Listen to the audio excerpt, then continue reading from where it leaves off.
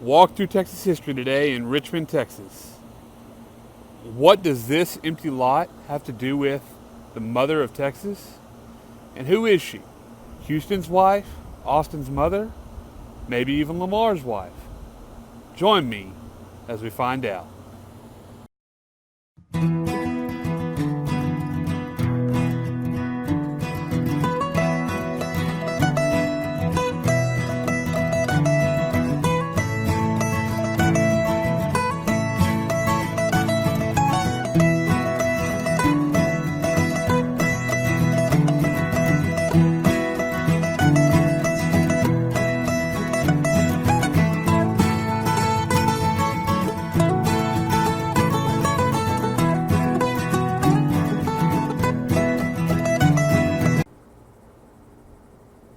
Jane Long, born Jane Wilkinson in Maryland in 1798, is known as the mother of Texas.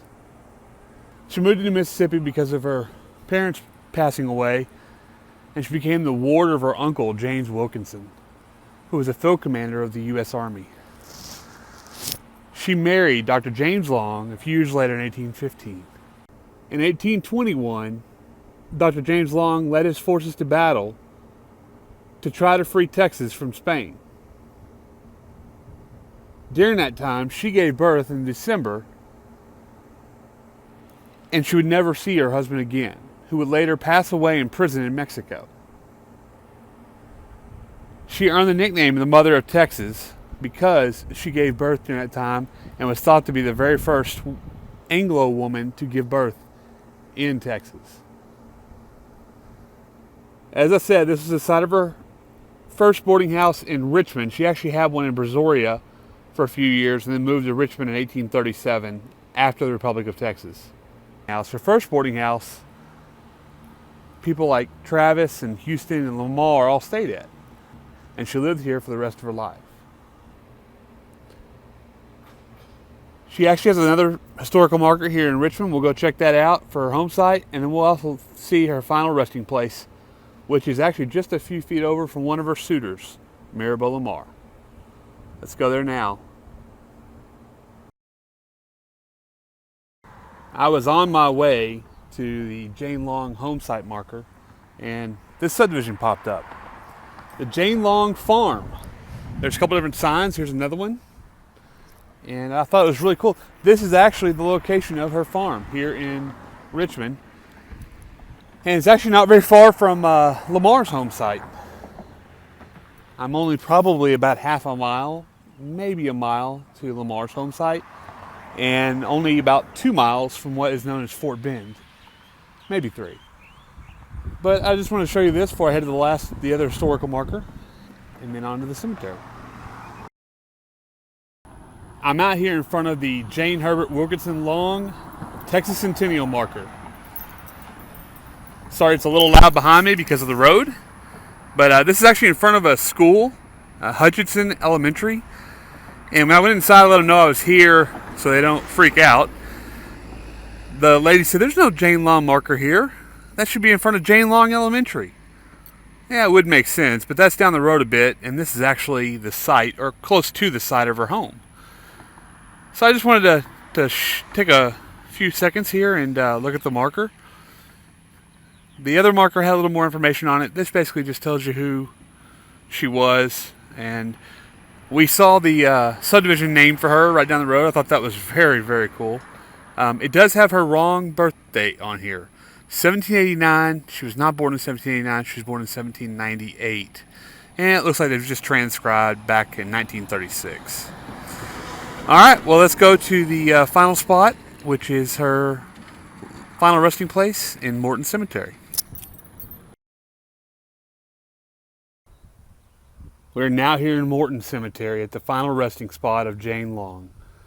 Like I said, she was born in 1798 in Maryland. She passed away in 1880 here at her home in Richmond, Texas. She's known as Mother of Texas, and she actually had several suitors throughout her life, including Sam Houston, Lamar, and Ben Milam, to name a few. She lived a pretty interesting life and was alive a long time. At that day and age, 82 years old, was actually a very long life. She's one of the earliest Anglo settlers here in Texas, arriving here around 1820 and the Bolivar Peninsula. And her husband, Dr. James Long, passed away in the Mexican prison. Actually, it was Spanish prison at the time. Buried next to her is her daughter and granddaughter. Right beside her, you can see the little star for the Republic of Texas. Let's get a little closer on her headstone to read the dates. I never knew she was called the Mother of Texas. I've always heard the story of her and what she did in Bolivar, and how she basically, right after giving birth, went and got firewood and food for the family and made sure they all survived. And they all did, that harsh winter in Galveston.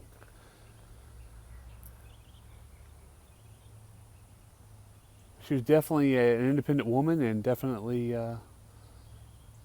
made sure she made a living for herself and her family, first in Missouri and here in Richmond, throughout the rest of her life.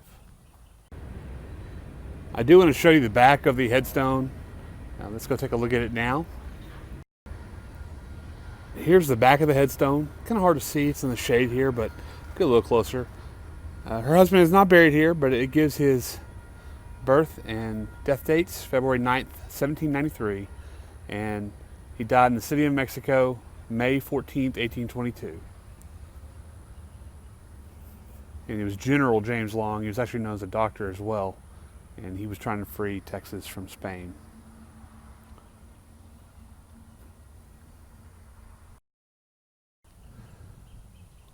Well, that's about it today. I hope you enjoyed it, and like I said, I wanted to show you the Mother of Texas, and there's a couple of pictures that you've seen throughout.